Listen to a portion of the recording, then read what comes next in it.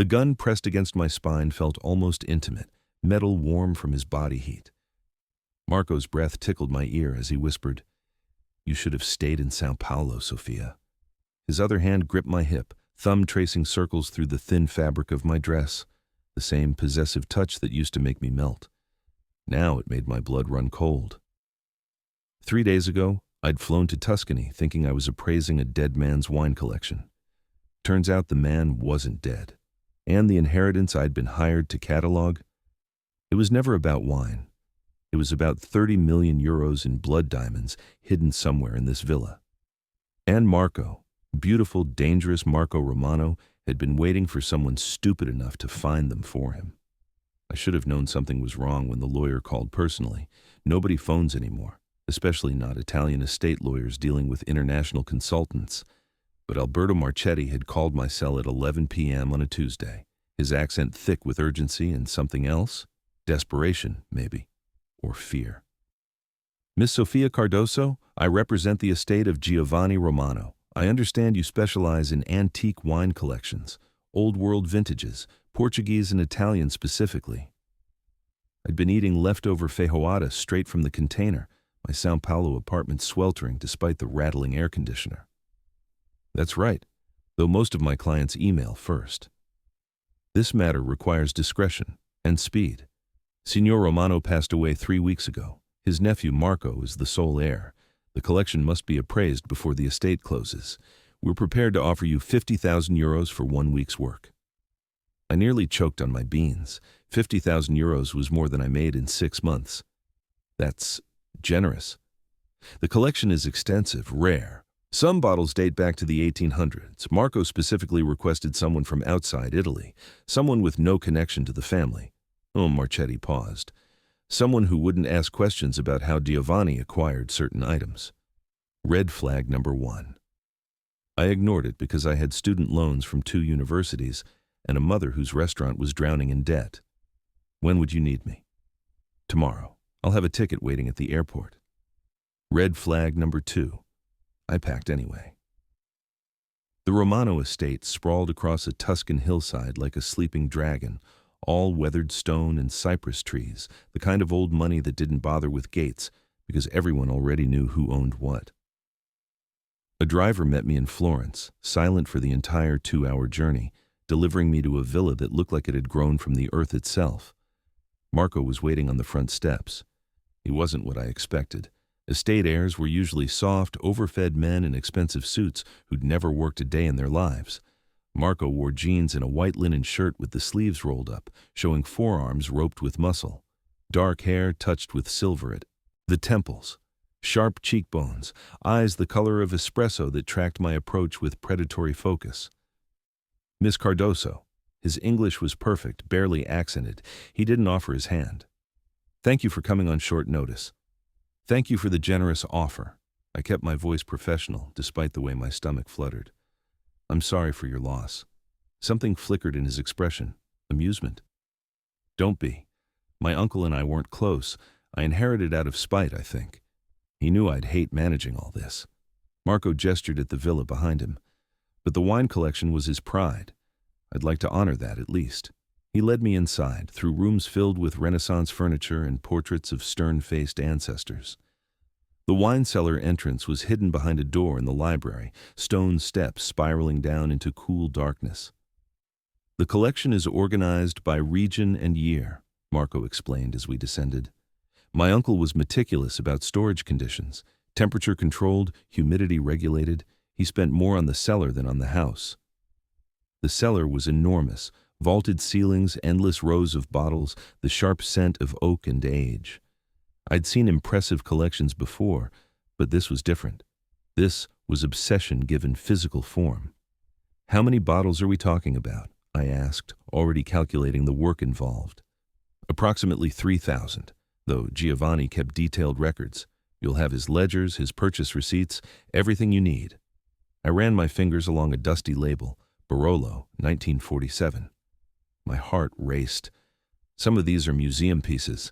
The historical value alone is precisely why I need an expert. Marco moved closer, close enough that I could smell his cologne, something dark and expensive. Someone who understands what we have here. Not just monetary value, but significance, legacy. The way he said legacy made my skin prickle with awareness. This wasn't just about wine, but I didn't know what else it could be about. I'll need access to the records, I said, forcing myself to focus, and time to examine each bottle properly. Some will need to be moved to better storage. Others might be damaged beyond saving. Take whatever time you need. You'll stay in the guest house on the property. I've arranged for you to have full access to the cellar and the library. My uncle's study as well. That's where he kept his personal notes. Thank you. I turned to face him fully. And you'll be available if I have questions? Marco's smile didn't reach his eyes. Oh, I'll be very available, Miss Cardoso. I'm intensely curious about what you'll find. The way he looked at me, like I was another rare bottle to be catalogued and possessed, should have sent me running. Instead, I felt drawn in, fascinated despite myself. I should start immediately, I said. The sooner I begin, the sooner you'll have your appraisal. Of course, but he didn't move. Though I should mention, my uncle had certain security measures in place. The cellar locks automatically at midnight. The code changes weekly. If you're down here after hours, you'll need to call for assistance. Understood. And Sofia? First names now, intimate and presumptuous. Some bottles shouldn't be moved, even to examine them. Giovanni was very specific about that. I'll show you which ones. He led me to a locked cabinet in the back corner. Heavy wood, reinforced hinges, a combination lock that looked military grade. Through the glass, I could see perhaps 50 bottles, each cradled separately, labels facing out. These are the crown jewels, Marco said quietly. Worth more than the rest of the collection combined. Some are priceless, others are simply irreplaceable. Under no circumstances should these bottles leave this cabinet. I studied them, my expert eye cataloging vintages, regions, years. Then I saw it, a bottle that made my breath catch. The label was faded, but I could read enough. Porto Colada, 1863. It shouldn't exist. The port houses lost most of their pre-1900 inventory to fires, floods, wars. A bottle from 1863, properly stored, would be worth hundreds of thousands, maybe millions. That's impossible, I breathed. How did your uncle... Like I said, Marco's voice was silk over steel. Some things shouldn't be questioned, just appraised. He left me alone in the cellar with Giovanni's ledgers and my racing thoughts. I should have been excited. This was the opportunity of a lifetime. Instead, I felt like I'd walked into a trap I didn't understand yet. I spent the rest of that first day cataloging the ordinary bottles, the Brunellos and Barolos, the Chiantis and Barbarescos, normal, legal, boring. But my eyes kept drifting to that locked cabinet. At 6 p.m., Marco appeared with dinner on a tray. Pasta, bread, local cheese, a bottle of wine that probably cost more than my apartment. You need to eat. The work will still be here tomorrow. We ate in the cellar, sitting on empty wine crates like students instead of strangers. He asked about my training, my career, my life in Brazil. I asked about the villa, the vineyards, his uncle's reputation. We danced around the real questions, feeling each other out. Why did you really hire someone from outside Italy? I finally asked. Marco swirled his wine, watching the legs slide down the glass. Because everyone in Italy knows my uncle's reputation, and I needed someone who'd look at the collection with fresh eyes, someone who wouldn't bring assumptions. Assumptions about what? His smile was dangerous and beautiful. About how a man born poor becomes rich enough to own 3,000 bottles of the world's finest wine. Silence stretched between us, charged with unspoken understanding. I should have demanded answers, should have called Marchetti and asked pointed questions, should have protected myself. Instead, I said, "Tell me about the 1863 port." Marco's expression shuddered. "Tomorrow. Tonight, I think." "You've worked enough." He stood, offering his hand to help me up. When I took it, his fingers tightened around mine, not painfully, but possessively. "Sleep well, Sofia. Tomorrow's when things get interesting." He walked me to the guest house, a small stone cottage with ivy climbing the walls and views of the vineyard. At the door, he leaned close, his breath warm against my cheek. "One more thing. The cellar locks at midnight. But if you're ever curious about what's down there after dark, when the villa's quiet and the regular staff have gone home. You can call me. I'll come let you in. Personally. Then he left, and I stood there in the Tuscan twilight, knowing I'd just been invited into something far more dangerous than wine appraisal. I lasted 3 days before I called him. 3 days of cataloging bottles, cross-referencing Giovanni's meticulous ledgers, trying to focus on work instead of the locked cabinet that seemed to pulse with secrets. 3 days of Marco appearing at random intervals, bringing coffee, asking questions, watching me work with those dark, knowing eyes. 3 days of him being perfectly professional while somehow making every interaction feel like foreplay. On the 4th night, I couldn't sleep.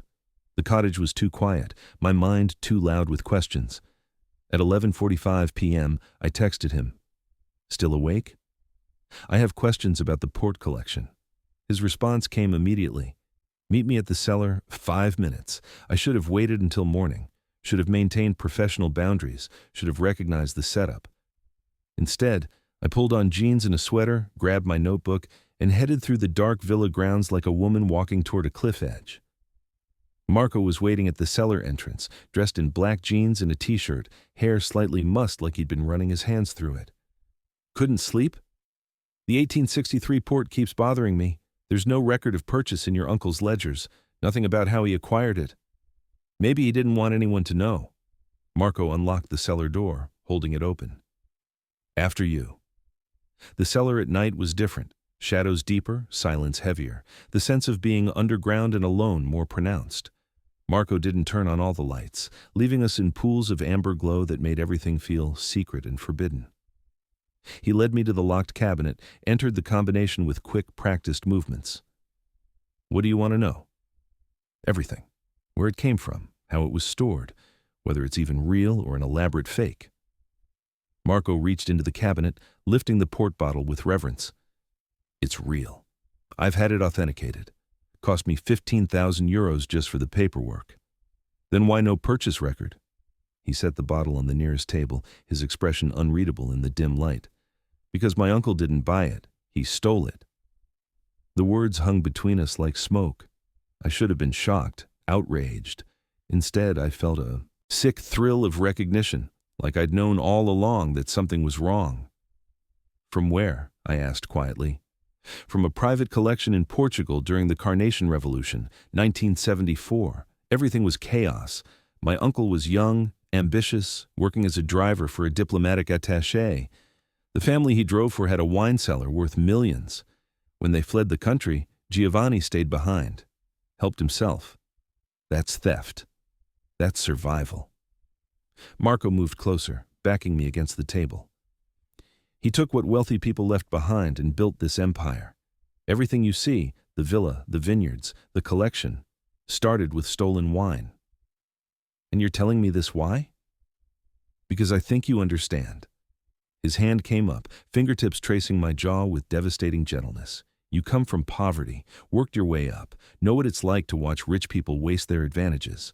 You understand why sometimes taking what you need isn't theft, it's rebalancing the scales. I should have pushed him away, should have walked out, should have called the authorities and reported the stolen property. Instead, I found myself leaning into his touch, my voice barely a whisper. What else did he steal? Marco's smile was wicked. Everything in that cabinet, 50 bottles, all stolen from families too distracted by wars, revolutions, economic collapses to protect their treasures. My uncle made a career out of other people's misfortunes. That's monstrous. That's pragmatic. His thumb brushed my lower lip. And now it's mine. Stolen goods, blood legacy, whatever you want to call it. The question is, what are you going to do about it? I should have had an answer. Should have had a plan. Instead, I grabbed his shirt and pulled him close, crashing my mouth against his with all the frustration and desire I'd been fighting for 4 days. He responded instantly, hands gripping my hips, lifting me onto the table, stepping between my thighs with the bottle of stolen port next to us like a witness to our stupidity. We kissed, like drowning people gasping for air, desperate, messy, consuming. This is a terrible idea, I gasped when he moved to my neck, teeth scraping against my pulse point. The best ones usually are. His hands slid under my sweater, finding bare skin, making me arch into his touch. Tell me to stop. I couldn't, didn't want to. Instead, I wrapped my legs around his waist, pulling him closer, feeling exactly how much he wanted this too. Then my hand knocked against the port bottle, sending it rolling across the table. We both froze, watching it teeter at the edge. Marco lunged, catching it inches before it hit the stone floor and shattered 160 years of history. The moment broke. Reality crashed back. We stared at each other, breathing hard, both knowing we'd almost destroyed something irreplaceable. I should go, I said, sliding off the table, putting distance between us. Sofia, this was a mistake. You're my client. I'm here to do a job. We can't... I couldn't finish the sentence. Marco set the bottle carefully back in its place, his expression unreadable. You're right. This was unprofessional. But the way he looked at me said he didn't regret it at all. Though, for the record, that's the most alive I've felt since inheriting this mausoleum. Why did you really hire me? I asked suddenly. It wasn't just about the appraisal, was it? He was quiet for a long moment, studying me in the amber light. My uncle left more than wine, Sofia. He left secrets, dangerous ones. I needed someone smart enough to find them, and someone I could trust not to destroy me with them. You don't know me. How could you possibly trust... Because Marchetti didn't just check your credentials. He checked your character, your history. You've spent your whole career trying to preserve things, protect cultural heritage, fight against people who treat art and history like commodities. Marco moved closer again, not touching but close enough that I could feel the heat of him.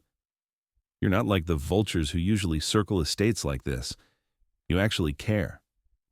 That doesn't mean I won't report stolen property. No, but it means you'll listen before you judge. Give me a chance to explain before you burn everything down. His voice dropped. And Sofia?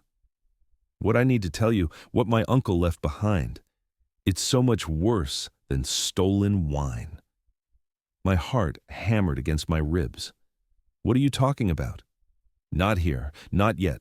I need to know I can trust you first. He reached out, tucking a strand of hair behind my ear with heartbreaking tenderness.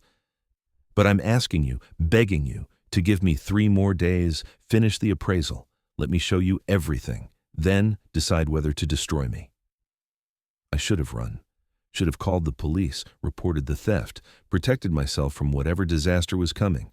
Instead, I found myself nodding, agreeing to 3 more days of lies and danger and detraction so intense it felt like touching a live wire. 3 days, I whispered. Then you tell me everything. Everything, he agreed. Even the parts that make you hate me. He walked me back to the cottage, our hands not quite touching, the space between us charged with everything we weren't saying. At my door, he stopped, looked at me with those dark, devastating eyes. For what it's worth, he said quietly. If circumstances were different, if I wasn't who I am and you weren't here for this reason, I'd want this. Us.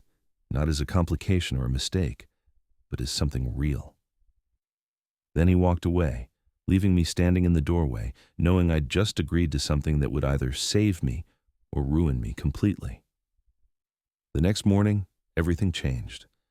I was in the cellar at dawn, trying to work, trying not to think about Marco's mouth on mine or the way his hands had felt on my skin, trying to focus on bottles and labels and inventories instead of the growing certainty that I was in way over my head. That's when I found the discrepancy. Giovanni's ledgers were meticulous, every bottle logged, every purchase documented, every location noted. But there was a gap. Numbers that didn't match. The inventory showed 3,247 bottles. The ledgers only accounted for 3,189. 58 bottles missing, the exact number in the locked cabinet, which meant Giovanni had a second set of records somewhere, hidden documentation for the stolen collection. And if he'd hidden those records, what else had he hidden? I spent 3 hours searching the cellar, checking every shelf, every corner, every space that looked like it might conceal something. Nothing. The walls were solid stone, the floor unmarked, the ceiling exposed beams. Then I noticed it. A wine rack in the far corner that looked identical to all the others, except the dust pattern was different, less settled, like it had been moved recently. I pressed against the rack experimentally. It gave slightly, rolling on hidden wheels. Behind it, set into the stone wall, was a small door, maybe 3 feet square, painted the same gray as the surrounding rock. Easy to miss unless you were looking. It wasn't locked. The door opened into darkness, the smell of must and age rolling out like a physical presence. I used my phone flashlight to peer inside, and my breath caught. It was a second cellar, smaller, maybe 10 feet square, carved directly into the hillside. No temperature control, no humidity regulation, just raw stone and shadows. And bottles, dozens of bottles, arranged on crude shelving, each wrapped in protective cloth. But that wasn't what made my blood run cold. On the back wall, hung like trophies, were photographs. Old ones, black and white, edges yellowed with time. They showed the same scene from different angles. A mansion, pristine and elegant. Then the same mansion burning. Then the same mansion in ruins. Below the photographs, written in Italian in neat handwriting, Estate of Lord Carrington, England, June 1940. 47 bottles acquired, more photographs, more estates, more fires, more looting. Villa Rossi, Italy, September 1943, 23 bottles acquired. Chateau Beaumont, France, August 1944, 31 bottles acquired. Hacienda Mendoza, Portugal, April 1974, 58 bottles acquired. Giovanni hadn't just stolen wine during opportune moments, he'd created the opportunities. Followed wars and revolutions, waiting for chaos, then taken what he wanted from families too desperate to stop him. Sometimes he'd even helped create the chaos. The last photograph showed a burned building I didn't recognize, with a date from just 3 years ago. Recent. Too recent to be Giovanni's work. He'd have been too old, too established to risk it, which meant Marco had continued the family business. I was wondering when you'd find this. I spun around. Marco stood in the doorway, backlit by the cellar lights, his expression unreadable. Not surprised, not angry, just resigned. How long? Have you known I'd look? My voice came out steadier than I felt. Since I hired you. You're too good at your job not to notice the discrepancies. He stepped into the hidden room, and I instinctively moved back, suddenly aware of how isolated we were. I needed to know what kind of person you were. Whether you'd report me immediately or ask questions first. And now, you know. Now I know you're exactly as dangerous as I hoped you'd be. He moved closer, not threatening but inevitable, like a storm rolling in. The last appraiser found this room. He tried to blackmail me, said he'd report everything to the Italian authorities unless I paid him 500,000 euros. What did you do? Marco's smile didn't reach his eyes. I paid him, every cent. Then I made sure he understood that if he ever spoke about what he'd seen, I'd know. And Giovanni's friends, powerful friends who liked his discreet acquisition methods, would ensure he regretted it. You threatened him. I protected my family's secrets. There's a difference. Is there? I gestured at the photographs. Your uncle was a thief and an arsonist. These aren't opportunistic thefts, Marco. These are coordinated attacks. He destroyed people's homes to steal their wine collections. He took from people who had more than they needed, families so wealthy they could rebuild, so privileged they didn't even notice most of what was missing until years later. Marco's voice hardened. My uncle was born in a slum in Naples. He worked as a servant, a driver, invisible to the people he served. They treated him like furniture, like nothing. So yes, when those people fell, when their comfortable worlds burned, he took what he could carry. That doesn't make it right. It doesn't make it wrong either. He was close now, voice raw with frustration. You want to judge him?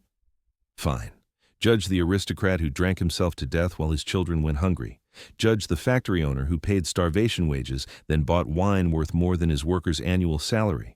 Judge the people who had everything and wasted it, while people like Giovanni, like me, like you, had to scrape and fight for every scrap. We were inches apart, both breathing hard, the air between us electric with anger and something darker, more complicated. The difference, I said quietly, is that I didn't burn down anyone's house to get my education. No.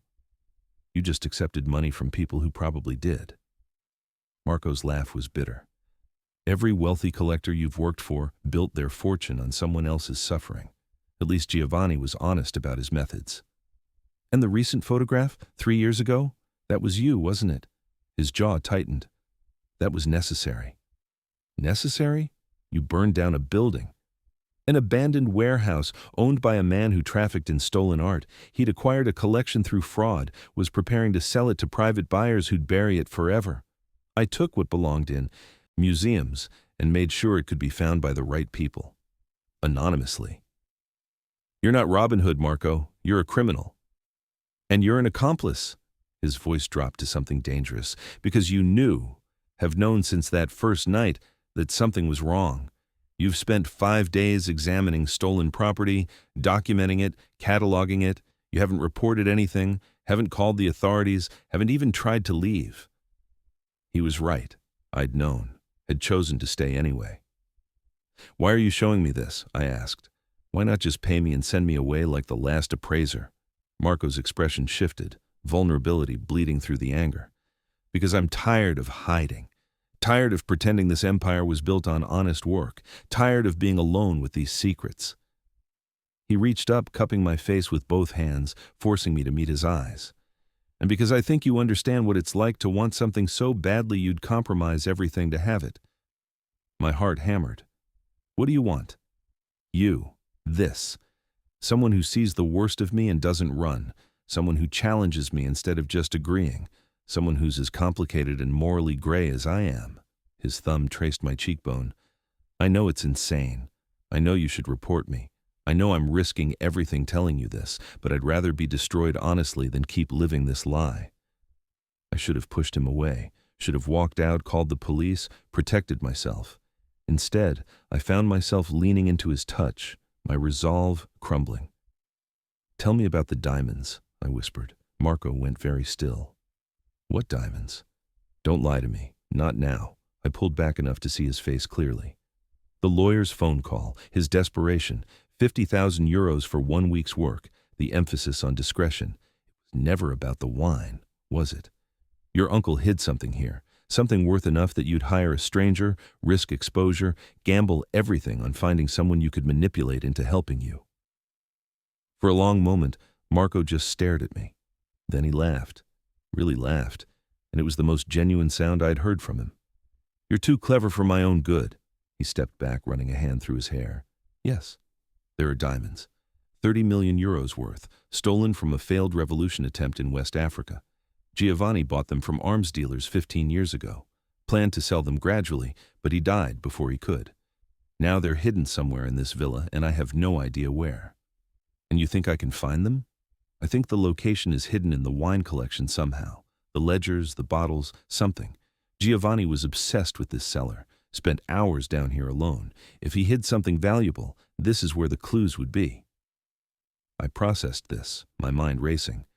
So you hired me to find stolen diamonds hidden by your dead criminal uncle, using my expertise in wine collections as cover. When you say it like that, it sounds bad. It is bad, Marco. I couldn't even find words. If the authorities find out I helped you hide stolen goods worth 30 million euros, I'll lose everything. My career, my reputation, possibly my freedom. I know. He moved closer again, voice soft. Which is why I'm giving you a choice. Help me find the diamonds, and I'll give you 1 million euros, enough to change your life completely, enough to protect your mother's restaurant, pay off your debts, never worry about money again. And if I refuse, then I'll pay you the 50,000 as agreed, destroy all evidence that you were ever here, and you can walk away. No threats, no manipulation, just a clean exit. His eyes held mine. But you'll never know what you could have had, and you'll spend the rest of your life wondering if you made the right choice. It was the most honest manipulation I'd ever encountered. He was offering me everything I'd ever wanted while making it clear exactly what it would cost. No lies, no pretense, just a devil's bargain laid out in plain sight. I need time to think, I managed. Of course. Marco stepped back, giving me space. Take tonight. Tomorrow morning, tell me your decision. If you stay, we work together. Partners, equals. If you go, I'll never contact you again. He walked to the doorway, paused, looked back. For what it's worth, Sofia, I meant what I said last night. If circumstances were different, I'd want you without the complications. But circumstances are what they are, and I'm asking you to be brave enough to want me anyway. Then he left me alone in the hidden room, surrounded by evidence of decades of crimes, knowing I was standing at a crossroads that would define the rest of my life. I didn't sleep. I sat in the cottage, staring at my laptop, one hand hovering over the keyboard where I could type Italian police and start the process of reporting everything. The other hand clutched my phone, where Marco's number sat in recent contacts like a loaded gun. One choice would destroy him. The other would destroy me. Neither felt like winning. At 3 a.m., my phone buzzed. A text from Marco. "Can't sleep either. If you want to talk, I'm in the library." I should have ignored it. Instead, I pulled on jeans and walked through the dark villa grounds like I'd done this 100 times before. Like I belonged there. Marco was sitting by the fireplace, amber light playing across his face, a glass of whiskey in his hand. He looked exhausted, vulnerable, real. "I've been thinking," he said without preamble, "about what my uncle would want me to do. What kind of man he'd want me to be." He took a drink, and I realized I don't care. He was a monster who stole from people. I've spent my whole life trying to be different from him, only to realize I'm exactly the same, just with better excuses. I sat across from him, unsure what to say. "The diamonds," Marco continued, "they came from Sierra Leone, part of the blood diamond trade that funded a civil war. People died for those stones, children were turned into soldiers, villages were burned, and my uncle saw an opportunity to profit." His voice cracked. "That's my inheritance, not just wealth, but blood." "Then give them back," I said quietly. "Find a way to return them, anonymously if you have to." "To who? The warlords who originally sold them? The companies that exploit the mines? The governments that enabled it all?" He laughed bitterly. "There's no clean answer here, Sofia. No way to undo what was done. The money's already been paid. The suffering already happened. Returning the diamonds won't change that. But keeping them makes you complicit. And using my uncle's money to maintain this villa makes me complicit. Drinking wine stolen from burning mansions makes me complicit. Living in this world, this beautiful, rotten world, makes everyone complicit." He leaned forward, eyes intense. "The question isn't guilt. We're all guilty. The question is what we do with our guilt. Do we pretend to be pure and change nothing? Or do we embrace the complexity and try to do better? Those are not the only options, aren't they?" Marco set down his glass. "You want to report me? Fine. The authorities will seize the villa. The collection will be broken up, sold at auction to the highest bidder. Probably the same kind of wealthy collectors my uncle stole from originally. The money will go to the government, which will use it to fund whatever politicians deem important. Nothing changes. The cycle continues. At least the law protects people like my uncle. The law lets wealthy families hoard cultural treasures.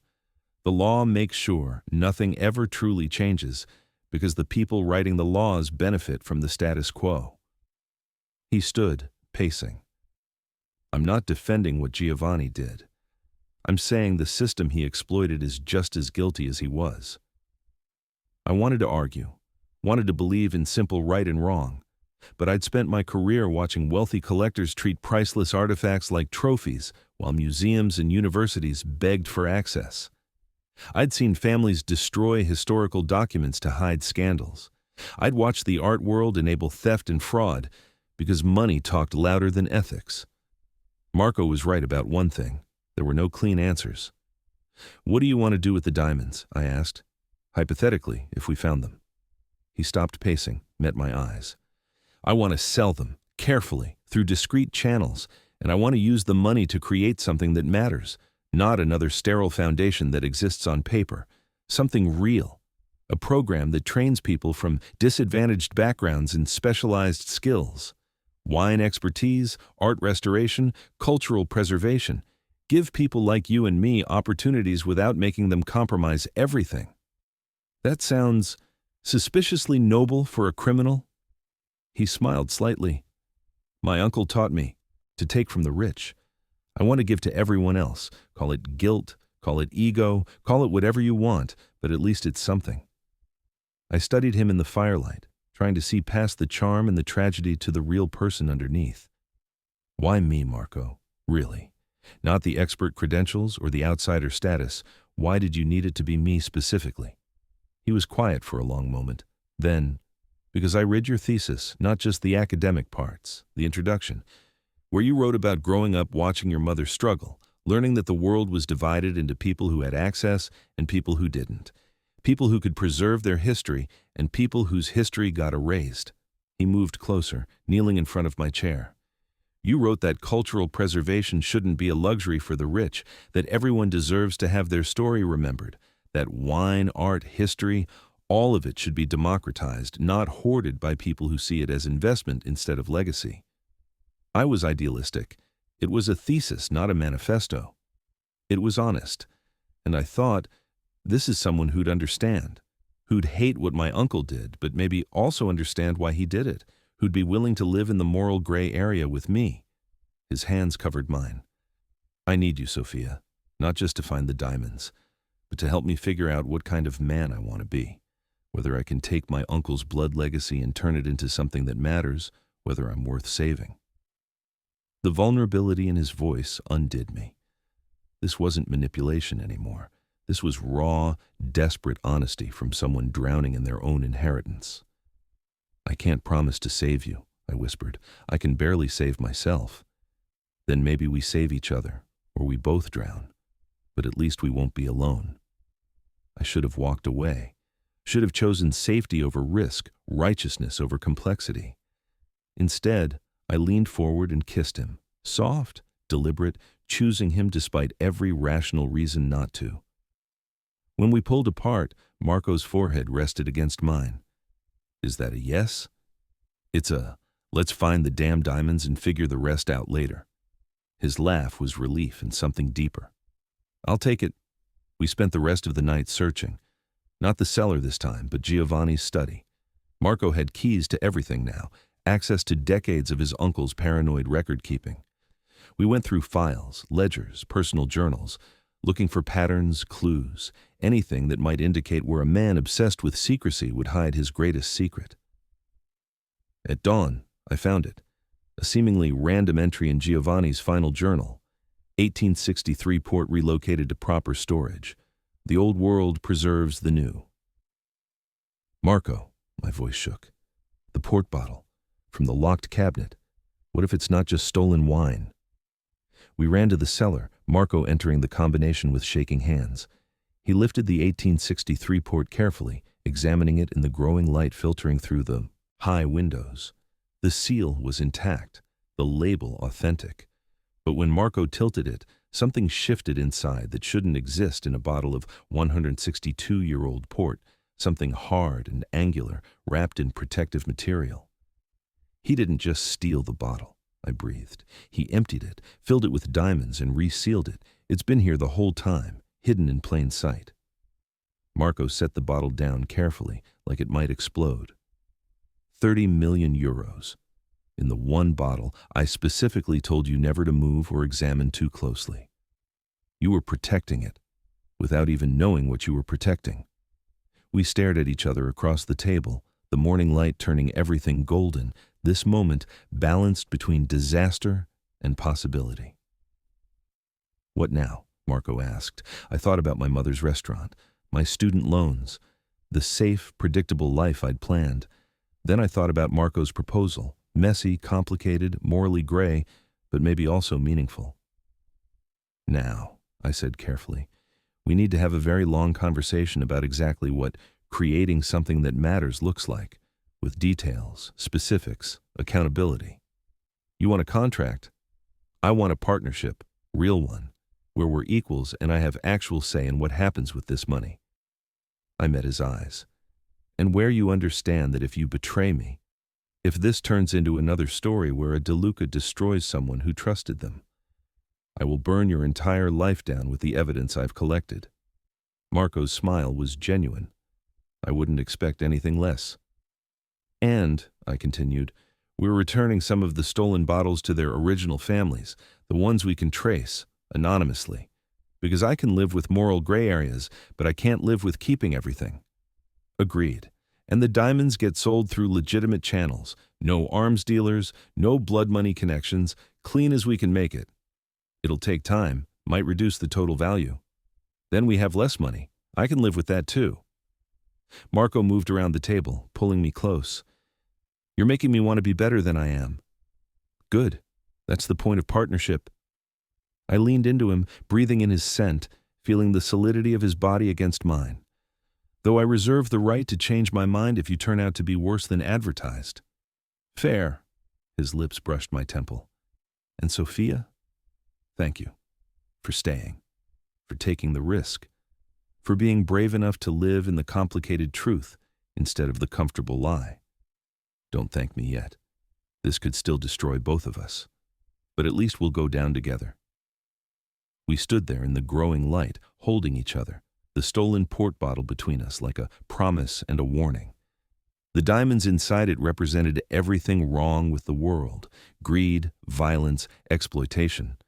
But maybe, just maybe, we could turn that legacy into something different. Or maybe we'd just become the next cautionary tale. Either way, I'd chosen. For better or worse. 6 months later, the villa looked different, not physically. The stone was still ancient, the cypress trees still stood sentinel, the wine cellar still descended into cool darkness. But everything felt lighter, less haunted by the past. The stolen bottles had been returned. Anonymously, carefully, through channels Marco had cultivated over months of discreet conversations. 23 families received packages containing wine they'd thought lost forever, along with letters apologizing for estate administration errors. No names, no explanations, just restitution. The diamonds had been sold, not all at once, that would have been suspicious, but gradually through legitimate auction houses with proper documentation and legal oversight. The money sat in a trust, waiting to be transformed into something meaningful. And I was still there. I'd moved from the cottage to a room in the main villa. Not Marco's room. We were taking things slowly, building trust alongside desire, learning each other without the weight of immediate danger pressing down on us, but close enough that we shared breakfast, shared conversations, shared the work of building something new. The villa was becoming what Marco had promised, a training center. We'd hired instructors, set up programs, started outreach to universities in Brazil, Portugal, Italy, targeting students who had talent but no connections, teaching them wine expertise, art restoration, cultural preservation, giving them access. Some days, it felt impossible. Other days, it felt like the only honest thing I'd ever done. Sofia, Marco called from the cellar entrance. We have visitors. I set down the curriculum I'd been reviewing and headed downstairs. Marco was standing with 3 young people, university students from Lisbon, our first official cohort. They looked nervous and excited and exactly like I'd felt walking into this villa 6 months ago. Except their story would be different. Better. Because we were giving them opportunity without demanding they compromise their ethics to take it. Marco introduced me as Sofia Cardoso, our director of wine education and the person who actually knows what she's doing. The students laughed nervously. I showed them around the cellar, now reorganized into teaching sections, bottles for tasting, bottles for study, bottles that told stories about history and culture and the complicated legacy of preservation. The locked cabinet was empty now, the stolen treasures returned. In their place, I'd put wines from small producers, family vineyards in Portugal, Brazil, emerging regions. Wines that represented the future instead of the blood-stained past. After the tour, Marco and I stood in the cellar alone, the late afternoon light slanting through the high windows. They're good kids, he said quietly. Reminds me why we're doing this. Second thoughts? Every day. He smiled. But then I remember the alternative. Keeping the secrets, living the lie.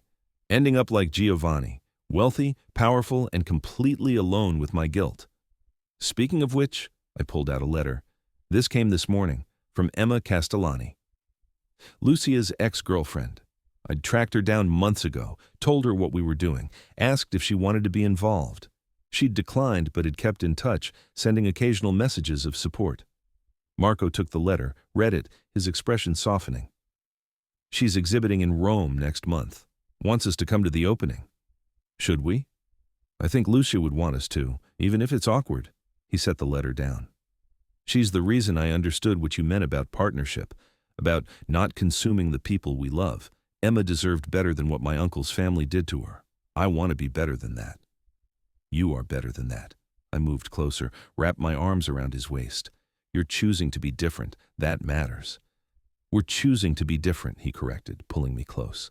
I couldn't do this without you, wouldn't want to. We stood there, holding each other in the cellar where so many secrets had been kept, where so much darkness had lived. But it felt different now, like we'd replaced the ghosts with possibility. I love you, Marco said suddenly. I know we agreed to take things slowly, and I'm not asking for anything to change, but I need you to know. This isn't gratitude or convenience. It's real. You're real. And I love you. My heart stuttered. We'd been dancing around those words for months, both afraid to make things more complicated than they already were. I love you too, I whispered, even though you're still morally questionable and occasionally infuriating. Especially because I'm morally questionable and occasionally infuriating. His smile was warm. You wouldn't want me if I was simple. True, simple is boring. I stretched up to kiss him, soft, deliberate, full of promise. Though I reserve the right to kill you if you ever threaten to steal priceless artifacts again. Fair. He kissed me again, deeper this time, hands sliding into my hair. And I reserve the right to seduce you in inappropriate places when you get too self-righteous about ethics. Also fair. We kissed until we were both breathing hard, until desire started to override common sense. Then Marco pulled back, resting his forehead against mine.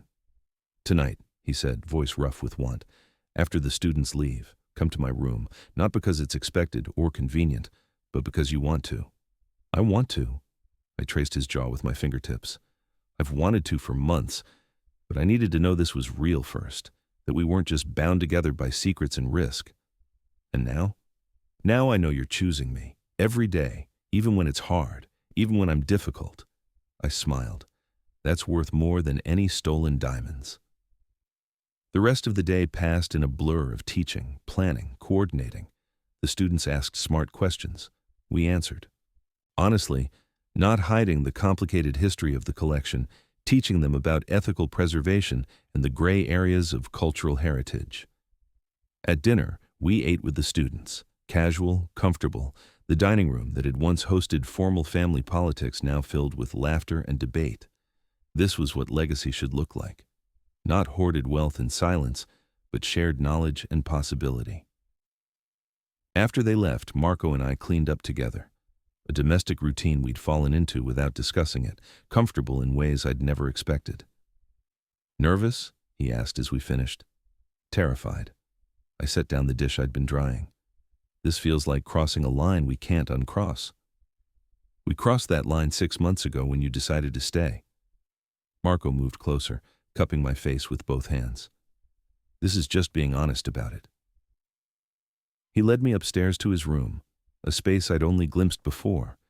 It was surprisingly simple for a man who'd inherited millions, books everywhere, music collection organized by era, a photograph on the nightstand that showed a young boy with an older woman, both smiling. My mother, Marco said, seeing where I was looking. She died when I was 12. Giovanni took me in, taught me everything he knew, including all the wrong lessons. She looks kind. She was, too kind for this family. He set the photo down gently. I think she'd like you. You're kind in the same way, fierce about it, like kindness is a choice you make despite the world trying to make you hard. I didn't know what to say to that, so I kissed him instead, pouring everything I felt into the connection of lips and breath and touch. Marco responded immediately, hands sliding under my shirt, finding bare skin, making me gasp. We undressed each other slowly, learning curves and scars, the geography of desire. When Marco laid me on his bed, his eyes held mine, asking permission, promising care, demanding honesty. Still terrified? He whispered. Yes, you? Absolutely. He kissed my collarbone, my shoulder, the curve of my breast. But I'm done living safely, done pretending I don't want things, done being afraid of my own desire. Good. I pulled him closer, wrapping my legs around his waist, because I want you, all of you, even the complicated parts. What happened next was tender and fierce and honest, a claiming that went both ways, a vulnerability we both chose. Marco was careful and thorough and devastating, taking his time, making sure I felt everything. And when I finally shattered in his arms, crying out his name, it felt like freedom. After, we lay tangled together, sweaty and satisfied, the Tuscan night air cooling our skin through the open window. "Worth the wait?" Marco asked, fingers tracing lazy patterns on my spine. "Absolutely." I kissed his chest, tasting salt and satisfaction. Though if you'd told me 6 months ago that I'd end up in bed with a confessed criminal who uses stolen diamond money to fund educational programs, I would have thought you were insane. And now? Now I think maybe insane is underrated. I propped myself up to look at him. "We're building something good, Marco. Messy and complicated and morally questionable in origin, but good. That matters." "You matter." He pulled me close again. "This matters. Us. What we're creating together." I settled against his chest, listening to his heartbeat, feeling safe in ways I'd never expected. Outside, the Tuscan night was full of stars. The villa slept peacefully. The wine cellar held its new, honest secrets. And I understood, finally, what inheritance really meant. It wasn't the things you were given, the wealth, the property, the legacy. It was what you chose to do with them, how you transformed blood into possibility, how you took the worst of the past and built something better. Marco and I would never be simple. Our love was built on foundations of theft and risk and moral compromise. But it was real and honest and ours. "I love you," I said into the darkness. "I love you too." Marco's arms tightened around me. "Thank you for taking the risk, for staying, for making me believe in second chances. Thank you for being worth the risk." We fell asleep like that, tangled together, the stolen inheritance transformed into something new, something that might actually matter, something that might actually last. And in the morning, we'd wake up and do it all again, teaching students, preserving history, building a legacy that wasn't about hoarding wealth but sharing possibility. It wasn't the ending I'd expected 6 months ago when I arrived at this villa with my worn portfolio and naive assumptions. It was better, messier, more complicated, more honest, more real. Exactly what love should be when you're brave enough to choose it.